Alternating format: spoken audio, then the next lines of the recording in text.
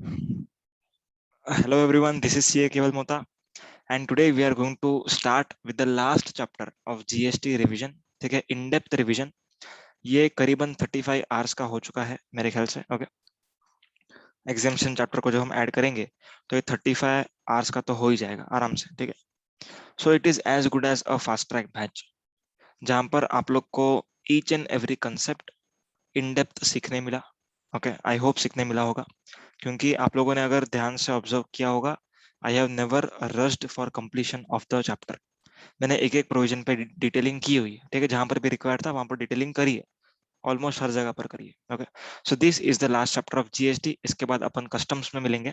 Okay, so let us start with the last chapter. Last chapter name is job work and some miscellaneous provision. जो छोटे मोटे एक miscellaneous provision होंगे वो भी मैं आपको बता दूंगा. एंड वन इंपॉर्टेंट थिंग, सारे के सारे मिसलेनियस प्रोविजंस करने की कोई नीड नहीं है. ठीक है, सबके सब मिसलेनियस प्रोविजन आप नहीं करोगे तो भी चलेगा. एंड यहाँ पर वीडियो में मैं सिर्फ इंपॉर्टेंट ही बता रहा हूँ. अगर आपके पास टाइम है, आप लोगों के पास ऑलरेडी आपने कर चुके हैं आप लोग, then you can do so. सारे के सारे कर लो, नॉट एन इशू, अच्छी बात है. ठीक है, बट इस वीडियो में हम लोग सिर्फ और सिर्फ थोड़े से मिसलेनियस प्रोविजंस देखेंगे. Let us begin with the first part of this chapter, that is job working. What is the meaning of job work? Job work means any treatment or process undertaken by a person on the goods belonging to another registered person. मतलब किसी registered person के goods के ऊपर काम करना, किसी registered person के goods के ऊपर काम करना, उसको हम कहते हैं job working. Okay, for example ये शर्ट जो मैं पहना हूं अभी, फॉर एग्जांपल रेमंड का है ये. ओके, रेमंड का नहीं है, फॉर एग्जांपल रेमंड का. तो रेमंड ने क्या किया, शर्ट का जो पीस होता है वो खरीदा. अब इस शर्ट पीस को उसने भेजा किसी जॉब वर्कर के पास. बोला कि भैया आप इसके ऊपर बटन्स वगैरह लगा करके दो, आप इसको प्रॉपरली कटिंग करो, जिसके कारण ये पहनने के लायक का बने. So this is called as goods given for job working. Okay, the definition of job working has been given in section number 2 subsection 68 of CGST Act. section number 2 subsection 68. Okay. क्या बोलता है, job work means any treatment और process undertaken by person on the goods belonging to registered person. मतलब किसी unregistered person के goods के ऊपर अगर आप काम कर रहे हो तो उसको हम जॉब वर्किंग नहीं कहेंगे. अगर आप रजिस्टर्ड पर्सन के गुड्स के ऊपर काम करते हो तो ही आपको हम जॉब वर्कर कहेंगे. ठीक है, मतलब in the eyes of GST आपका जॉब वर्क का जो ट्रांजैक्शन है that would be only possible when you are working on the goods of some registered person. Clear है? एक एक कंसेप्ट को समझते एकदम आराम से, कोई गई नहीं. Analysis of all the provisions of job work, section number 19. जो आईटीसी का चैप्टर था, याद है क्या? आईटीसी का चैप्टर कहां से कहां तक था? सेक्शन नंबर 16 से लेकर के सेक्शन नंबर 20 तक. अब इसमें जॉब वर्किंग का जो चैप्टर सेक्शन था, सेक्शन नंबर 19. ओके, ये अपन ने पेंडिंग छोड़ा था. 20 ने 21 इधर. सो जॉब वर्किंग का चैप्टर अपन ने पेंडिंग छोड़ा हुआ था, जो हम अभी करने वाले हैं. Section number 19 has to be referred with section number 143. Section number 143 has the procedure for job working. ठीक है, ये प्रोसीजर की बातें करता है. सेक्शन नंबर 19 टैक्सेबिलिटी की बात करता है, स्क्रैप का अगर बेचा जॉब वर्क कर रहे हैं तो क्या टैक्स होगा, ये सब बातें होती है. Section number 19 has to be referred with the section number 143 of CGST act. ठीक है, अब इसके साथ साथ और क्या क्या अपने को रूल्स रेफर करना है, तो answer is rule number 45 and rule number 55. Rule number 45 specifies that is delivery challan के बारे में बातें करता है. ओके, देन डिलीवरी चलान का कंटेंट क्या होना चाहिए, फॉर्मेट क्या होना चाहिए, वो सब रूल नंबर 55 में लिखा हुआ है. ठीक है, डिलीवरी चलान के बारे में. चलिए स्टार्ट करते हैं. Analysis of definition. सबसे पहले हम डेफिनेशन को एनालाइज करते हैं जॉब वर्किंग के. ट्रीटमेंट और process. Job work means treatment और process performed on the goods belonging to registered person. किसी रजिस्टर्ड पर्सन के गुड्स के ऊपर आपने क्या किया, ट्रीटमेंट या तो फिर प्रोसेस किया. अब यहाँ पर मीनिंग समझते क्या है उसका. whether or not treatment or process results in manufacture or not, the treatment or process would always be treated as supply of service. Schedule number 2 section 71A A capital. section 71A में हमने देखा था treatment or process would called as job would be called as supply of service. So job working involves treatment or process. Is that clear? Further, job working must not be confused with repair और maintenance. Repair और maintenance and job working ये दोनों दो अलग चीजें हैं। इन दोनों को आप लोग एक साथ मत पढ़ो, कंफ्यूजन हो जाएगा, ठीक है ना। जॉब वर्क क्या होता है? मेरे गुड्स के ऊपर वो काम करके दे रहा है ताकि मैं उस गुड्स को बेच पाऊं। रिपेयर मेंटेनेंस क्या होता है? रिपेयर मेंटेनेंस मतलब कि कुछ एग्जांपल, मेरा एसी खराब हो गया तो एसी को मैंने रिपेयर करवाया, ठीक है ना। तो यहाँ पर एसी में यूज कर रहा हूँ, so repair maintenance cannot be of that particular goods. Repair maintenance जो होता है वो किसका होता है? मेजरली फिक्स एसेट का होता है, ठीक है। जो मेरा स्टॉक है उसको तो मैं बेचने वाला हूँ, सो उसके ऊपर रिपेयर मेंटेनेंस करके अगर बेच रहा हूँ, then it is not job work, ठीक है ना। ये जॉब वर्किंग नहीं है, ये रिपेयर एंड मेंटेनेंस है, अ सेपरेट सर्विस, ठीक है। But the repair maintenance restores or improves functionality already created and possessed by that thing. Very important. Job working क्या करता है? उस गुड्स को बेचने के लायक बनाता है। समझ में आई क्या बात? Creates the functionality of the article. Without job working the article is useless.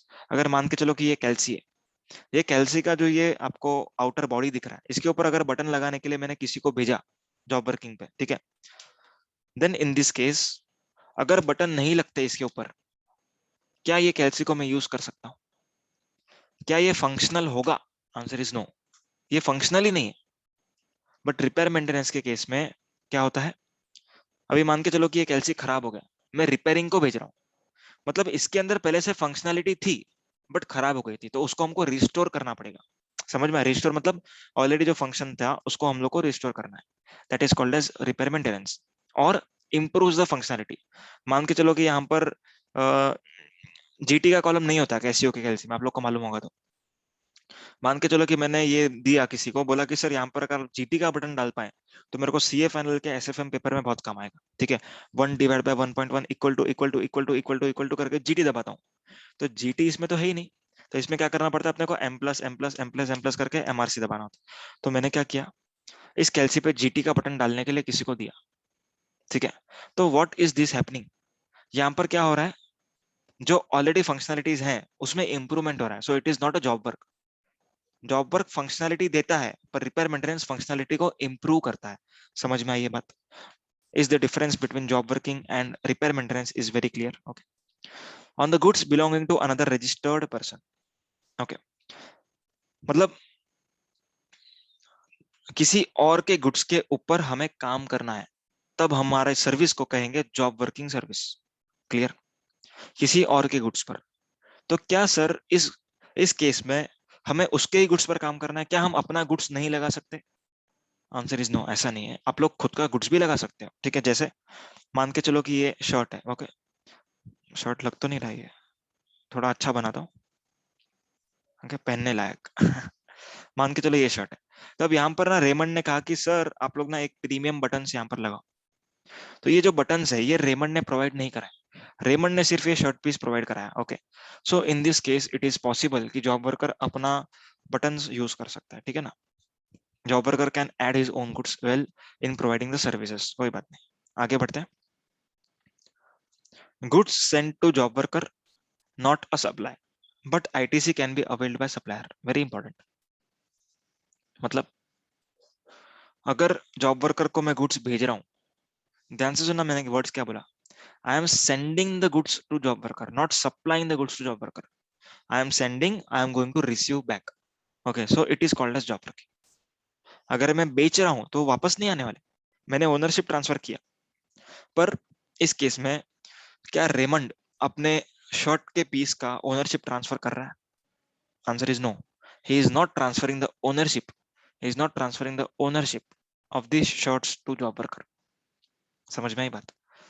तो यहाँ पर जब मैं उसको भेज रहा हूँ तब मुझे कोई आईटीसी रिवर्सल नहीं करना है, क्योंकि जब मैं भेजता हूँ तब उसको फ्री में भेज रहा हूँ ना। तो तुम लोग बोलोगे कि सर सेक्शन नंबर 17 सबसेक्शन 5 क्या कहता है? फ्री में अगर कुछ भी अपन ने सप्लाई किया तो आईटीसी रिवर्सल। नो बॉस, यहाँ पर आपको आईटीसी रिवर्सल नहीं करना है, क्योंकि you are not supplying goods for free but you are sending goods for free. Is that clear? Okay, आगे पढ़ते हैं। अब यहाँ पर ये लोग एक एक मैंने यहाँ पर पॉइंट लिखा है, when the goods are sent to job worker. कहाँ से स्टार्ट हो रहा है ये पॉइंट?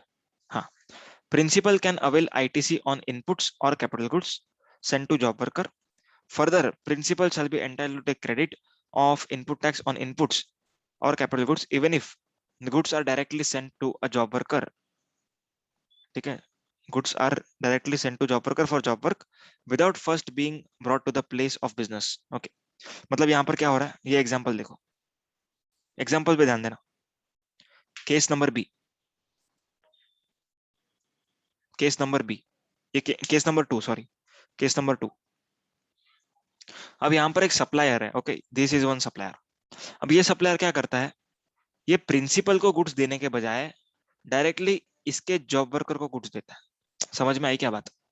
नॉर्मली क्या होता है, शर्ट पीस रेमंड ने खरीदा होगा, बाद में जॉब वर्किंग पे दिया होगा. बट इस केस में ऐसा नहीं हो रहा है. इस केस में क्या हो रहा है, मेरे सप्लायर को मैंने बोला भाई डायरेक्टली आप क्या करो, जॉब वर्कर को दे दो, मेरे पास मत भेजो, डायरेक्टली उसके पास भेजो, क्योंकि डबल डबल फ्रेट इनकर हो रहा है. तो एक बार में आप भेज दो, बाद में मैं उससे ले लूंगा. समझ में आ रही है क्या बात? तो यहाँ पर प्रिंसिपल को तो गुड्स मिले ही नहीं, गुड्स मिले ही नहीं प्रिंसिपल को. तो क्या प्रिंसिपल क्रेडिट ले पाएगा उस गुड्स का जो जॉब वर्कर को डायरेक्टली सप्लायर से मिला? आंसर इज यस, ले पाएगा, क्योंकि bill to ship to model is the exception for the condition of receipt of goods. समझ में आई? This is the third person. ठीक है, मतलब ये थर्ड पर्सन है, ये क्या कहता है कि सर आप एक काम करो सप्लायर सर, आप डायरेक्टली जॉब वर्कर के पास भेज दो. तो यहाँ पर मैंने डायरेक्शन दिया कि भाई डायरेक्टली यहाँ पर भेज दो, तो वो भेज रहा है. तो here I will be able to avail the credit. समझ में आ रही है बात? आगे बढ़ते हैं. Time limit to return, time limit for return the goods given to job worker other than very important, yeah? other than molds, dies, jigs, fixtures और tool. मतलब अभी ध्यान देना, अगर मैं किसी जॉब वर्कर को कुछ चीजें बेच रहा हूँ, सॉरी भेज रहा हूँ, तब जो गुड्स मैंने भेजे हैं, कैपिटल गुड्स या फिर inputs, that are to be return back to me, वापस से मुझे आने चाहिए within some time limit which we are going to discuss now. But that particular time limit would not be applicable in case of moulds, dies, jigs, fixtures and tool. मतलब अगर मान के चलो कि मैंने कुछ उसको डाई दिया है ताकि वो कुछ चीज बना पाए, ठीक है, मतलब वो चीज मुझे वापस भेजे ना भेजे वो अलग बात है, but it is a kind of moulds and dice which would be used for job working process. ठीक है, तो जो चीज मैंने उसको भेजी है फॉर यूजिंग, ठीक है, जो गुड्स उसको समझो, फॉर एग्जांपल टी शर्ट का कटर है. ओके, कटर मतलब एक स्पेशलाइज्ड कटर है. ओके, उसको हम बोलते हैं एग्जांपल मोल्ड्स एंड डाइस. तो जो कटर मैंने भेजा है अलोंग विथ शर्ट पीस, तो जो कटर है उसको वापस आने के लिए कोई टाइम लिमिट नहीं है. बट जो शर्ट पीस है that is main principal goods, वो वापस आने चाहिए within some specified time limit which we are going to see now. Okay, चलो. अगर मैंने इनपुट्स भेजा है, इनपुट्स, इनपुट्स मतलब गुड्स, ठीक है, not capital goods, normal goods, जो मेरा स्टॉक है, रोजमर्रा का मेरा स्टॉक जो होता है, वो मैंने अगर भेजा है, फॉर एग्जांपल अपने रेमंड के केस में शर्ट पीस. ओके, तो शर्ट पीसेस अगर मैंने उसको भेजे हैं for making them into proper shirt along with button, then it would be covered over here. Clear? अब जो इनपुट्स मैंने भेजे हैं वो कितने दिन में वापस आने चाहिए? आंसर इज, इसमें दो अलग केस है, दो अलग केस है. केस नंबर 1, अगर रेमंड ने खुद ने भेजा है, रेमंड ने खुद ने भेजा है, तो जब भी रेमंड ने भेजा है उसके 1 साल के अंदर अंदर वापस आने चाहिए. 1 year extension is possible if sufficient cause has been shown. समझ में आई बात? सो 1 year के अंदर अंदर वापस आना चाहिए इनपुट्स. कहां से 1 year? From the date of sent out, जब मैंने भेजा, रेमंड में हूं, ओके, जब भी मैंने भेजा तब से लेकर के 1 साल में वापस आने चाहिए. ओके, अगर मैंने नहीं भेजा, मेरे सप्लायर ने डायरेक्टली भेज दिया जॉब वर्कर को, देन इन दैट केस जब उसको मिले गुड्स तब से लेकर के 1 साल में वापस आना चाहिए. Same 1 year extension is possible. समझ में आया? दो अलग सिचुएशन समझी. कब आपको सेंट आउट से 1 year कैलकुलेट करना है, एंड कब रिसीव फ्रॉम जॉब वर्कर, जब डायरेक्टली जा रहा है, जब डायरेक्टली मेरा सप्लायर जॉब वर्कर को दे रहा है, तब 1 year कहां से काउंट करोगे? From the receipt of goods by that particular job worker. Next, अगर मैं कैपिटल गुड्स बेच रहा हूँ, कैपिटल गुड्स मतलब कोई मशीनरी हो गई. कैपिटल गुड्स का बेसिक मीनिंग क्या होता है? जो अपने बुक्स में कैपिटलाइजेशन हुआ है, बुक्स में जो आपने कैपिटलाइज किया है, that is called as capital goods. ठीक है, तो अगर कैपिटलाइजेशन हुआ है, ऐसा गुड्स आपने भेजा है उसके ऊपर काम करने के लिए, okay, so that has to be return within 3 years. 3 साल के अंदर अंदर वापस आना चाहिए. And here 2 years extension is possible. कितने साल का एक्सटेंशन पॉसिबल है? 2 years। अगर सेंट बाय प्रिंसिपल है तो सेम, सेंट आउट से 2 साल। ओके अगर डायरेक्टली मेरे सप्लायर ने कैपिटल गुड्स जॉब वर्कर के पास भेजा, तो जॉब वर्कर को जब जब जब भी गुड्स मिला हुआ है, ठीक है, कैपिटल गुड्स मिला हुआ है, तब से लेकर के 3 साल में उसको वापस भेजना है। 2 years extension is possible again. तो इनपुट्स में 1 year extension possible, capital goods में 2 years extension possible. Normal time limit inputs को वापस लाने का 1 year एंड कैपिटल गुड्स को वापस लाने का 3 years। ठीक है, आगे बढ़ते हैं। Direct supply from place of business of job worker.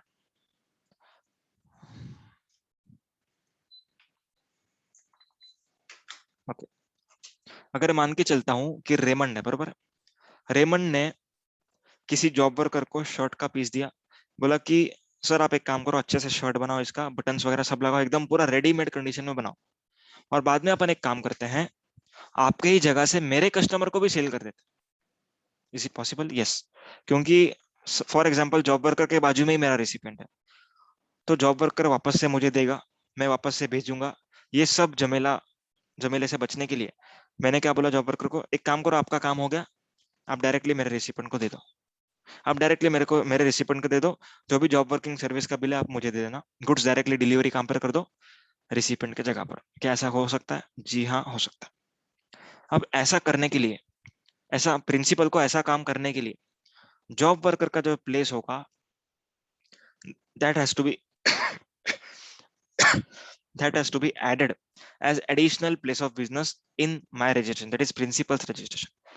So principal को अपने रजिस्ट्रेशन सर्टिफिकेट में अमेंडमेंट करनी पड़ेगी। क्या करना पड़ेगा? Additional place of business add करना होगा। किसका लोकेशन? जॉब वर्कर का location. Late us read it. A registered person may supply goods directly from job worker place of business to recipient in India on the payment of tax or outside India without payment of tax। मतलब अगर आपको export करना है तो फिर LUT होगा, तो फिर आपको जीएसटी नहीं लगेगा। तो ये सब चीजें फॉलो करके एक्सपोर्ट भी कर सकते हैं, विद इन इंडिया सेल भी कर सकते हैं। If job workers place of business is shown as additional place of business, समझ में आया? Okay, it shall be deemed that principal has supplied. Job worker ने तो खाली सिर्फ डिलीवरी किया, पर ये सप्लाई किसका माना जाएगा? प्रिंसिपल का। तो ये एग्रीगेट टर्नओवर में किसके ऐड होगा? प्रिंसिपल के। समझ में आई बात? तो ये सारी चीजें अपन आगे देखने वाले हैं विद डायग्राम। चलो, अब यहाँ पर जो एग्जाम्पल लिखा है ना मैंने, ये ऑलरेडी मैं आपको आगे डायग्राम के थ्रू बताने वाला हूँ, तो यहाँ पर मैं ये डिस्कस नहीं कर रहा हूँ। ओके, अब एक चीज मैं आपको यहाँ पर बता दूं, जब भी गुड्स जॉब वर्कर के पास जाएगा, ठीक है, तो जो भी मूवमेंट हो रही है, उसको उसको उसके लिए अपने पास क्या होना चाहिए? ई वे बिल, कंपल्सरी ई वे बिल। क्या कहा मैंने? Compulsory, irrespective of the value. ठीक है, मतलब आपका वैल्यू अगर 50,000 से ज्यादा है चाहे कम है, उससे फर्क नहीं पड़ता। जब आप जॉब वर्कर को गुड्स भेज रहे हैं, तब e way bill is mandatory. Is that clear? Mandatory e way bill, समझ में आया? अब मान के चलो कि शर्ट पीस में भेज रहा हूँ, तो शर्ट पीस का जो वैल्यू होगा वो मुझे ई वे बिल में डालना पड़ेगा, not of job working service. ठीक है, जॉब वर्किंग का सर्विस का वैल्यू मुझे नहीं डालना, मुझे कौन सा वैल्यू डालना पड़ेगा?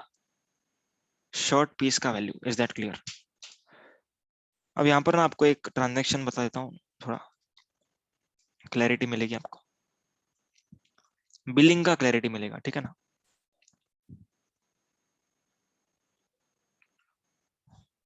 चलो, व्हाइट बोर्ड में आ गए हम लोग।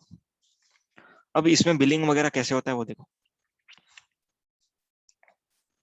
मान के चलो ये प्रिंसिपल है, ओके, सॉरी ये सप्लायर मान के चलते, सप्लायर जो प्रिंसिपल को गुड्स सप्लाई कर रहा है, ठीक है, here it is a principal, ये प्रिंसिपल है।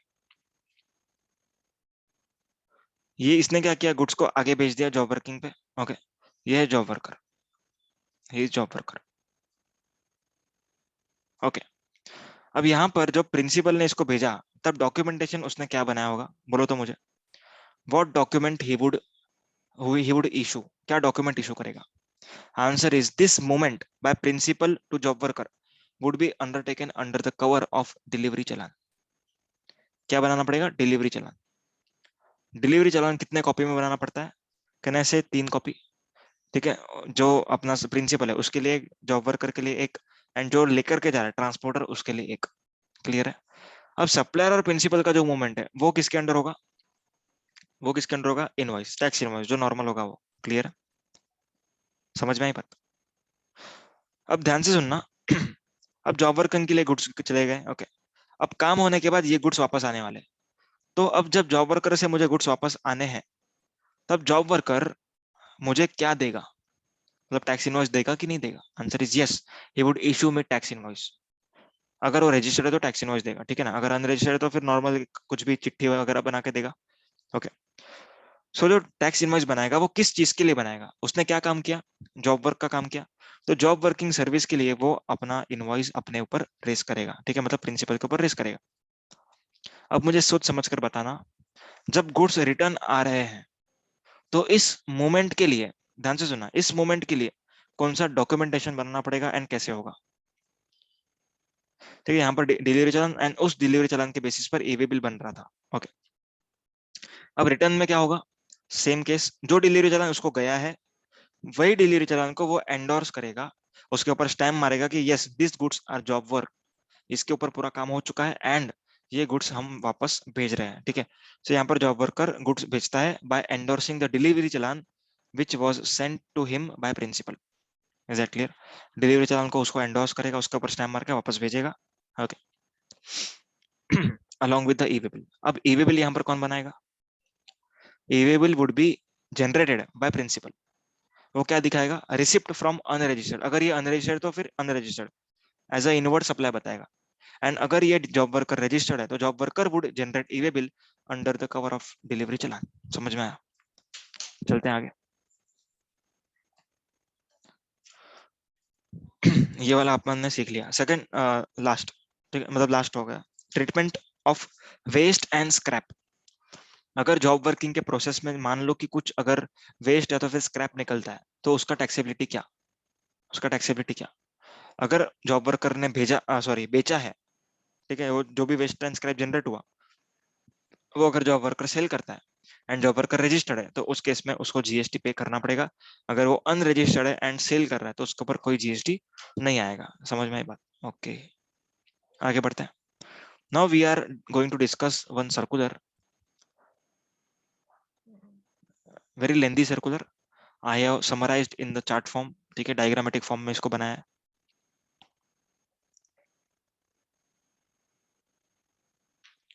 अब ना इसमें अलग अलग केसेस कवर्ड है, हाँ। कौन से केसेस कवर्ड है? Case number one, case number one, normal supply of goods. ठीक है, ये कैसे होगा? नॉर्मल सप्लाई ऑफ गुड्स मतलब सप्लायर ने प्रिंसिपल को दिया, प्रिंसिपल ने जॉब वर्कर को दिया, जॉब वर्कर ने वापस दिया, ओके, एंड प्रिंसिपल ने रिसिपेंट को सेल किया। तो ये कैसे होगा? एकदम सिंपल है। सप्लायर जब इसको प्रिंसिपल को भेजेगा तब एक नॉर्मल टैक्स इनवॉइस इशू करेगा। अगर ईवे बिल का ईवे बिल का एप्लीकेबिलिटी है तो ईवे बिल बना देगा, okay, e-way bill applicable, e-way bill बना देगा। प्रिंसिपल जब जॉब वर्कर को भेजेगा तब 2 पॉइंट देखना है अपने को, चलो देख लेते हैं साथ में। सेकंड पॉइंट, अपने को आंसर मालूम है, क्या आंसर है? डिलीवरी चालान के बेसिस पर जाएगा एंड ईवे बिल कंपलसरी बनाएंगे। चलो देख लेते हैं। Point number two, principal would send goods to job worker under the cover of delivery challan, okay. 2 copies, मतलब एक जॉब वर्कर के लिए रहेगा एंड एक ट्रांसपोर्टर के लिए रहेगा, खुद का कॉपी खुद के पास रखेगा। Under rule number 45 read with rule number 55 of CGST rules, e way bill mandatory issue करना पड़ेगा, compulsory, okay. And intimation shall be filed quarterly by principal in GST ITC 04। देखो क्या होता है पता है आपको? मान के चलते कि क्वार्टर चालू है, September to, sorry, July August September, July August September is the quarter, July August September, this is the quarter. ये क्वार्टर में जितना भी गुड्स मैंने मेरे जॉब वर्कर को भेजा या फिर जॉब वर्कर ने मुझे भेजा वापस, ये सारे के सारे मूवमेंट का मुझे डिटेल गवर्नमेंट तक पहुंचाना पड़ेगा in the form GST ITC 04। ठीक है, जीएसटी आईटीसी 04 का ड्यू डेट होता है 25th of the month succeeding quarter. मतलब यहाँ पर जुलाई टू सितंबर का क्या होगा? 25th October. Is that clear? अब ये ना हर बार एक्सटेंड होता है, बार बार एक्सटेंड होता है। तो अभी एक्ट में लिखा हुआ है जो 25th अक्टूबर में, वही बता रहा हूँ आपको। बार बार ये एक्सटेंड होगा तब आपको ध्यान देना होगा, ठीक है। एग्जाम में कभी भी एक्सटेंशन ऑफ ड्यू डेट के ऊपर क्वेश्चंस नहीं आते, ठीक है। Point number 2 clear. अब पॉइंट नंबर 3 क्या है? मैं आपको ओरली बताऊं क्या? वापस ऊपर नीचे जाने की जरूरत नहीं। पॉइंट नंबर 3 क्या है? Job worker sending goods after completing his work to principal, ये है पॉइंट नंबर 3। अब क्या करना होगा जॉब वर्कर को? Job worker should send 1 copy of delivery challan along with the goods। ध्यान देना,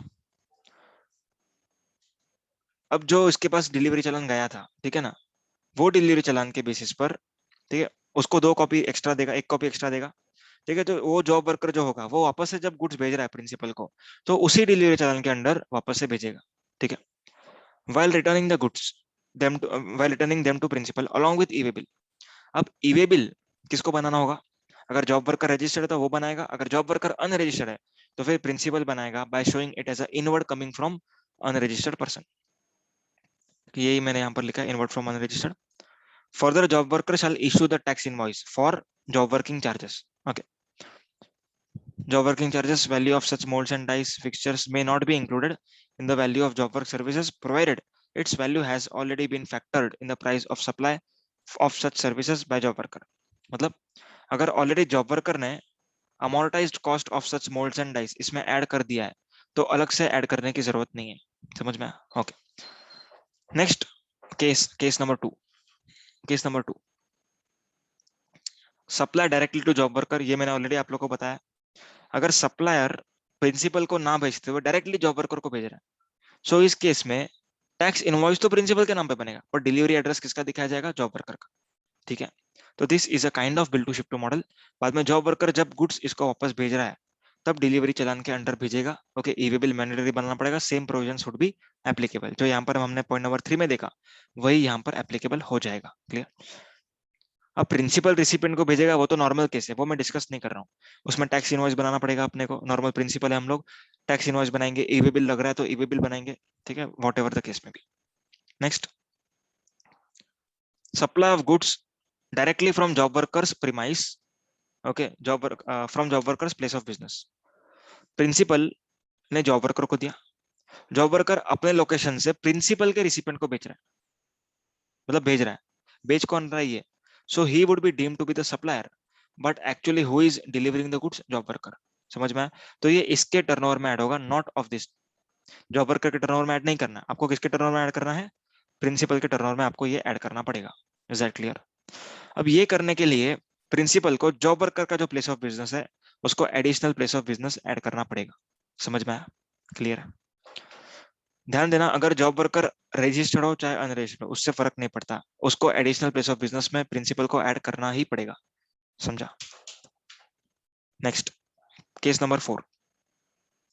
केस नंबर 4 में एक चीज खाली एक्स्ट्रा है, इसमें क्या हो रहा है ध्यान देना। Case number 4 is where it is given to another job worker. मतलब एक जॉब वर्कर है, उसने थोड़ा सा काम किया, वापस से थोड़े काम के लिए उसने आगे दिया, एंड बाद में जॉब वर्कर 2 जॉब वर्कर 1 को देगा एंड 1 वापस से देगा प्रिंसिपल को। तो ये सिनेरियो है। ओके, अब यहाँ पर क्या हो रहा है, प्रिंसिपल जब जॉब वर्कर को भेजेगा तब नॉर्मल केस, डिलीवरी चलना, ई-वे बिल। जॉब वर्कर 1 अगर जॉब वर्कर 2 को भेज रहा है तो ध्यान देना, if the goods are sent in the piecemeal quantity by a job worker to another job worker, okay, or to principal, the challan issued originally by principal cannot be endorsed and a fresh challan has to be is required to be issued by job worker। मतलब जब भी जब भी अगर मान के चलो कि यहाँ पर 100 शर्ट पीस आए थे, बरोबर, अब इसने 50 शर्ट पीस पे काम किया, अब 50 शर्ट पीस जो इसने काम कर लिया ये आगे वाले जॉब वर्कर को भेज रहा है कि सर जो बच्चा मतलब जो 50 पे मैंने काम कर लिया उस पे थोड़ा सा काम बाकी है वो आप कर लो। ओके, तो अब इसको हम कितना भेज रहे हैं? सिर्फ 50 भेज रहे हैं, सिर्फ 50। सो इस केस में हमको कैसे करना पड़ेगा आइए देखते हैं, बहुत ही इंपॉर्टेंट केस डिस्कस होने वाला है। ओके, चलो, ये प्रिंसिपल है, मैं प्रिंसिपल ऐसा क्यों बनाता हूँ हर बार? हाँ, ठीक है, चलो अच्छा लग रहा है प्रिंसिपल। ओके, यहाँ पर है जॉब वर्कर 1। हाँ, अभी आया ना सीधा line, job worker 1। Okay, now यहाँ पर है जॉब वर्कर 2। क्लियर? एक एग्जांपल ले रहे हैं अपन, रेमंड है, रेमंड को शर्ट एंड पैंट, ठीक है, पैंट पे भी बटन होता है, तो शर्ट एंड पैंट दोनों पे ही जॉब वर्किंग करके चाहिए, मतलब बटन्स वगैरह लगा करके चाहिए, तो इसने भेजा जॉब वर्कर 1 को। इसने भेजा जॉब वर्कर 1 को। अब job worker 1 is specialised in working on shirts, whereas job worker 2 is specialised in pant. ठीक है, मतलब पैंट बना, मतलब पैंट पे बटन वगैरह लगाने में, जिप लगाने में जॉब वर्कर 2 स्पेशलिस्ट है। तो अब दोनों के दोनों प्रोडक्ट्स किसके पास आए हैं? जॉब वर्कर के पास। So it is but obvious चीज कि principal would issue a delivery challan for both this items, yes और नो? दोनों आइटम के लिए डिलीवरी चालान इशू किया रहेगा। Okay, e-way will be same, दोनों आइटम का ही होगा obviously.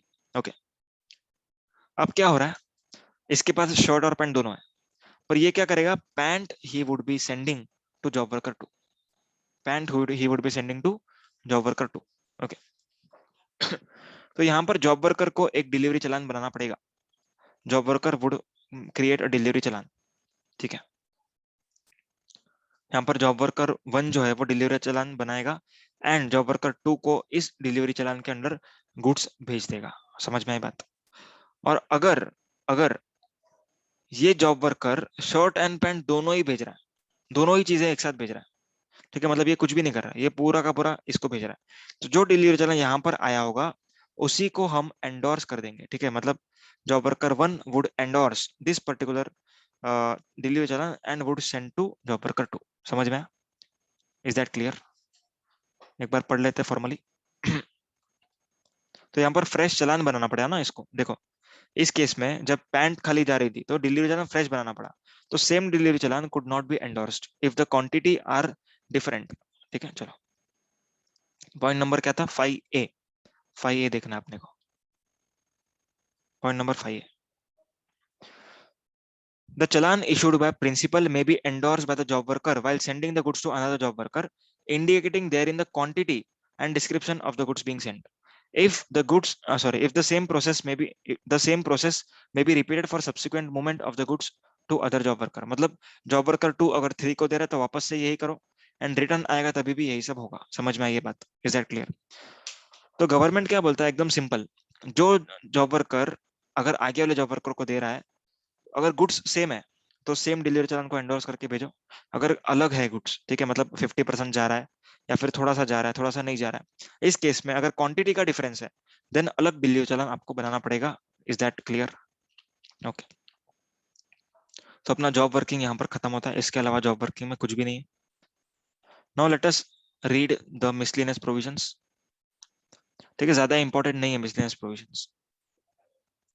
Section number 144, rebuttable presumptions. Rebuttable presumptions, अब ये जो सेक्शन है, this has to be referred with search and survey and seizure. ठीक है, सर्वे नहीं, सर्च सीजर। सर्वे तो खैर इनकम टैक्स में यूज होता है, सर्च सीजर के टाइम पर अपने को ये सेक्शन का रेफरेंस लेना पड़ेगा।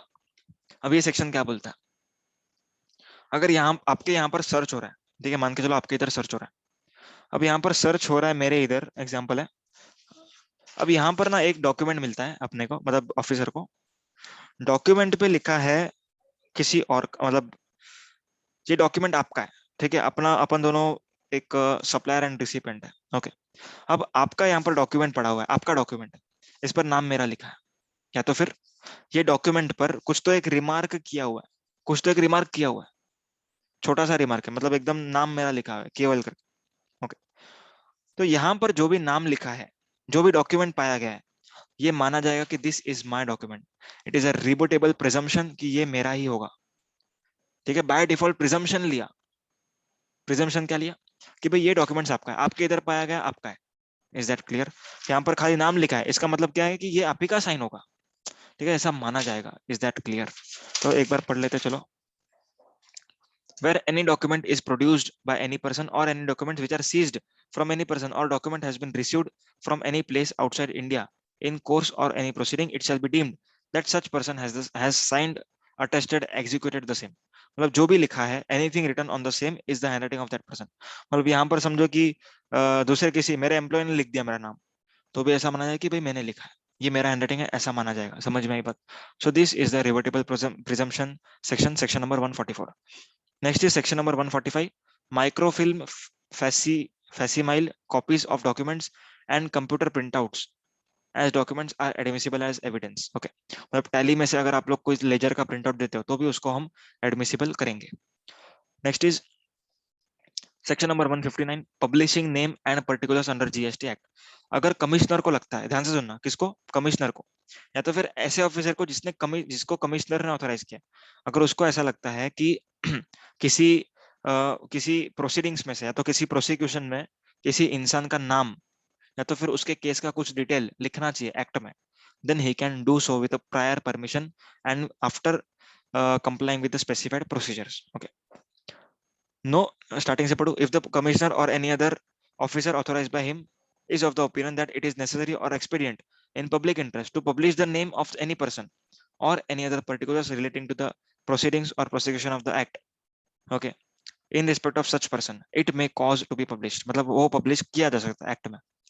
No publication under this section shall be made in relation to any penalty imposed under this act until the time for presenting an appeal to appellate authority under section 107 has expired without appeal having been presented or appeal if presented has been disposed of. मतलब अगर आपके ऊपर case चालू है, आपको appeal करने का time limit expire नहीं हुआ है, ठीक है, आप अपील कर सकते हो, तो अपील का टाइम लिमिट जब तक एक्सपायर नहीं होता तब तक ये वाला जो कमिश्नर है वो ये नाम जो आपका होगा या फिर आपके केस का कुछ डिटेल्स वो पब्लिश नहीं कर सकता.